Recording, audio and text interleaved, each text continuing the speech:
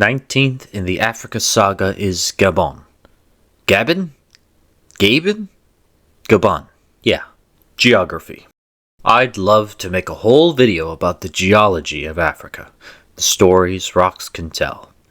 Part of the reason Africa has so many mineral resources is because much of the continent has very old bedrock, talking over 1 billion years in many cases, the kind where gold, copper, iron, and cobalt like to lurk.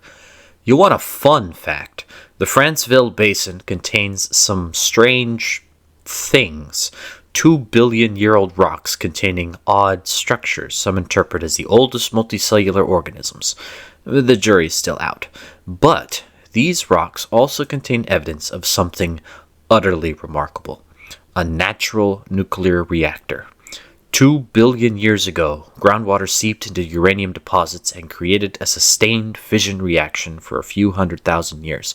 Such a phenomenon has only ever been discovered here in Gabon. These ancient Precambrian rocks underlie the highlands of Gabon, the East Plateau, the Pateke Plateau, and the Chaillu Massif, carved by the Ogowe River. The Ikondu and Mayombe Mountains, meanwhile, are pieces that have since been pulled apart by the extension of the coast westwards, leaving a sequence of basins and ranges. A triangle of lowlands is comprised of much younger Phanerozoic rocks. Gabon's climate is considered tropical wet and dry, but the wet season is so long and intense that the short 3 months of dryness almost seem like a technicality. Because of all this rain, the country is covered mostly in tropical rainforest, the western part of the jungle that stretches deep into the Congo Basin. The very southeast has bits of less forested mosaic. Most of Gabon is uninhabited by people, and therefore provides crucial habitat for otherwise endangered species like gorillas, chimpanzees, and mandrills. Pygmies. In the idyllic ages past, the pygmy folk dwelt in the forest, descendants of those humans who stayed behind as their kin ventured further out into the northern savannas. Tens of thousands of years they lived in the shadow of the great trees and beasts of the jungle, passing on their knowledge and their stories to their children. Bantu. But men of nature should understand that nature is not static, and the agents of that change came in the form of the Bantu. Archaeology in the area suggests the Bantu arose as a distinct culture in neighboring Cameroon, so we'll get more in depth there. It's hard to say exactly when the Bantu spread into Gabon. The Ogowe offered a nice place to farm and raise livestock, so it can't have been too long after. The conventional estimate is about 4,000 years ago. This is like the first chapter of the great Bantu conquest we've been following since our tour of Africa began. The Bantu needed land and labor for their new farmsteads, and took it from the Pygmies. The new culture intermingled with the pre-existing one, changing Gabon forever, though of course the Pygmies who could retreated deeper into the forest. Populations grew slowly in these pre-modern times, but steadily as land became exhausted or clans grew, new settlements were established further southeast until over the centuries the Bantu dominated Gabon, leaving a few enclaves of Pygmies in tough-to-reach places that offered little for farmers and ranchers. The Pygmies north of the Ogowe adopted the Ubangi language of the peoples northeast in the savannah, becoming the Baka, while those south adopted Bantu, becoming the Bongo. Both are, however, united for convenience as the Western Pygmies, the Mbenga. Separated by time and distance, the languages and cultures of the Bantu population started to drift apart. By the first millennium, they break up into two groups. The northwestern Bantu represent those who remained largely in the ancient homeland. Along the Ogowe River and the country south, the Plateau Bantu emerge.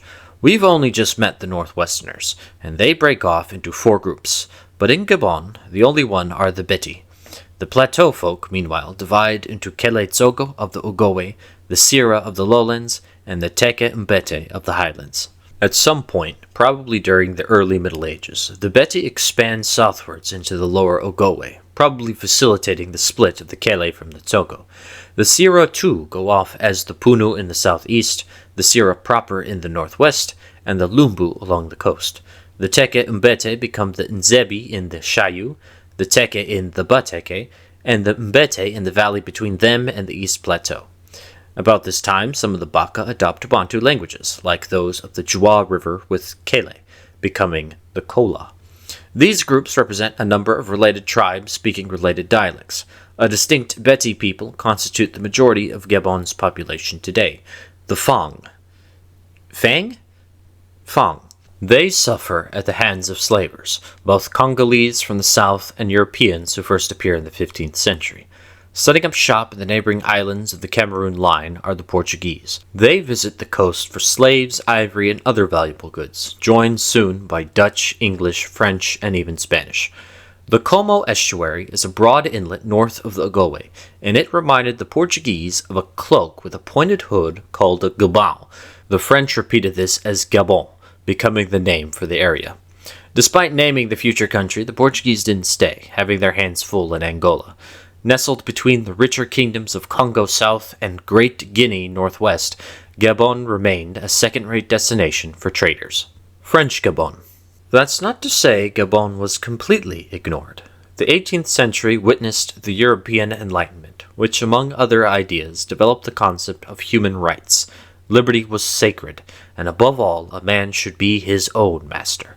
This created a natural conflict with the wide institution of slavery.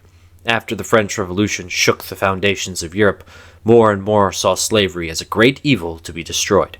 Britain and France led the charge, and used their navies to seize slave ships and free their erstwhile cargo.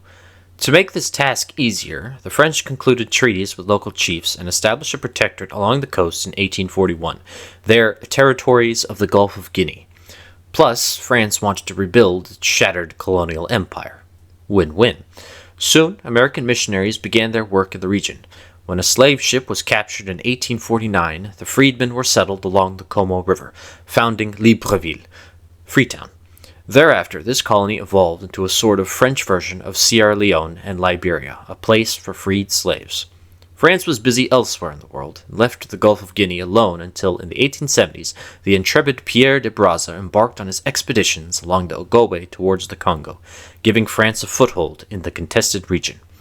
The 1885 Berlin Conference resolved Europe's hunger for African land by establishing zones and guidelines, and France got the territory west of the Congo River, the French Congo. Meanwhile, Spain, which had gained interest in the region some 100 years before, started to finally flex its imperial muscles again, claiming a swath between the Niger, Ogowe, and Ubangi rivers for reasons that we'll talk about next time.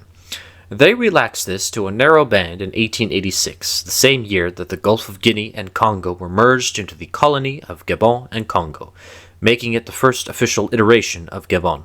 For a time, Gabon was the senior partner, the capital at Libreville. France employed a similar concession system, as in Congo, doling out territories for private companies to develop. Lesser versions of the horrors facing the people of the Congo Free State visited the Gabonese, forced to harvest timber and ivory for their colonial masters. Mercifully, the low population and remoteness from the bustle of the Congo kept these predations small. In 1900, France and Spain concluded the Treaty of Paris, hashing out their boundaries in Africa. This meant the border between Gabon and Congo and Spanish Guinea followed up the Utamboni River to the 1st degree north latitude, due east to 11 degrees 20 minutes east longitude, then north to German Cameroon. In 1906, Gabon and Congo were split in twain, probably to make administering each easier, with Libreville and Brazzaville so far from one another. Starting just southeast of the Banyo Lagoon, the border ran northeast to the Myombe Mountains, along it towards the watershed divide between the Kwilu and Nyanga rivers, north to the Ikondu Mountains, northwest to Nyanga, up it a ways, then along some ridges to a nameless river, following up to the Ungunye. From there it went up to about the 2nd degree south latitude, east to rejoin the Nyanga, and then up to the watershed between the Ogowe and Nyari, then the Great Congo, taking a shortcut across the high Ogowe.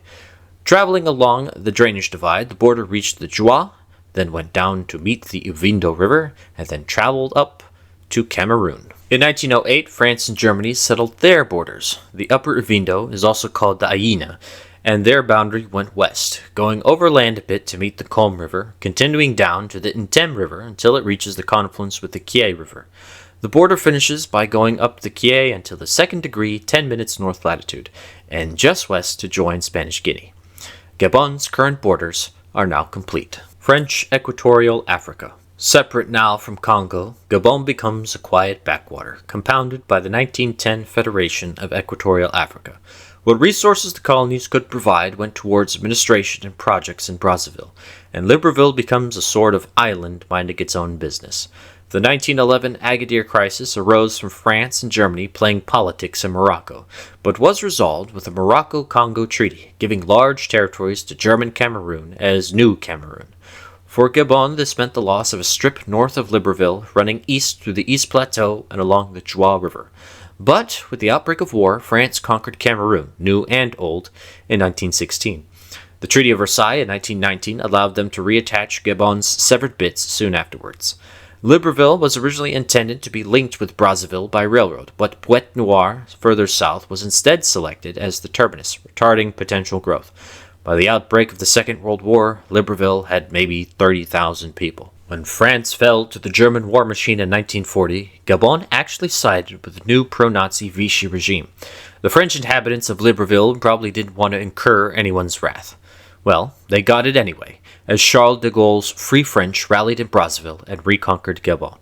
After the war, France attempted to bring its colonies closer, redesignating them territories of a French Union. French Africa, including Gabon, received representation in the French National Assembly. Local politics soon crystallized around two parties, the Gabonese Democratic Bloc, BDG, and the Gabonese Democratic and Social Union, UDSG. Hopes to preserve France's empire faltered with wars in Algeria and Indochina, and de Gaulle's coup in 1958 changed the French Union to the French Community, and each member was given a choice on how to proceed. Most wished to become autonomous republics, but curiously enough, Gabon voted to become integrated into France as an overseas department, like La Réunion. France apparently didn't want this, and Gabon settled with becoming La République Gabonaise, the Gabonese Republic. Equatorial Africa was dissolved, and there was little will to reinstate something similar. Gabon and the rest were probably tired of playing second fiddle to Congo. Gabonese Republic. Léon Mba of the BDG became Prime Minister of Gabon, overseeing the final independence of the country in 1960. Mba managed to jockey an arrangement with the UDSG, creating a united coalition that won every seat in the National Assembly in 1961. Mba then consolidated power with a new constitution that made him a hyper-president, with almost total power over the government, all while still considering himself a democratically elected leader. The coalition soon fell apart, but Mba held on, dissolving the National Assembly in 1964. Soon the military staged a coup against the president. Mba had taken care to maintain strong relations with France, and de Gaulle had French troops restore Mba to power, making Gabon France's little quisling. Mba, however, fell ill and died in 1967, and Omar Bongo succeeded as president, personally handpicked by de Gaulle himself. France played a role in the Cold War alongside the US and UK, specifically buttressing up anti-communist regimes in French-speaking African countries. A key part of this influence was investment in petroleum. The world runs on oil, and large offshore reserves were found along the Gulf of Guinea. With French money, technology, and expertise, Bongo was able to use those revenues to support his regime. He declared Gabon a one-party state in 1968, ruled by the newly rebranded Gabonese Democratic Party. Bongo faced criticism through the rest of his rule, especially his autocratic leadership and scalping state funds for himself and his cronies. Winning election after election, by 1990, Bongo knew he'd have to adapt. The world was changing, as with much of these African regimes, and Cold War support from both West and East was going to end soon. Riots and attacks on the oil companies prompted Bongo to restore multi-party elections, which he still won in 1993. He continued to win elections thereafter. Gabon merely turned from a one-party state to a dominant party state. Effectively King Omar, Bongo reigned until his death in 2009, succeeded by his son Ali. Fed up with voter fraud and repressions, the Praetorian Republican Guard finally overthrew Ali Bongo in 2023, replaced by his cousin, General Brice Oligui Nguema. Nguema formally ran and won the presidency in a landslide this year in an election observers regard as pretty free and fair. Nguema is popular, and Gabonese are excited to see if his presidency offers the change the country needs. Time will tell. Because despite its vast oil wealth, Gabon's people remain largely poor. Much of those revenues go to the ruling clique. Investment in public services and infrastructure is low, though efforts are being made to diversify the economy. French energy firms extract the oil through the Gabon Oil Company. ensuring the government gets its cut. And while the French no longer rule Gabon, the country still uses the Central African franc from colonial times. Gabon is required to keep half its currency reserves in the French treasury. In exchange, Gabon gets stable money, and France gets financial leverage to ensure the wheels keep on turning. This has caused great tensions in West Africa. It may too in Central soon. But it's not so bad. Gabon's population is highly urbanized, and standard of living is among the highest in Africa. With such low population density and less than 3 million people, Gabon's forests are still largely intact, and 10% is designated as national park. And, just for a final fun fact, Gabon maintains the town of Meduno, which is technically in Equatorial Guinea. But it's okay, because Equatorial Guinea is doing the same thing with their town of Ebibiyine.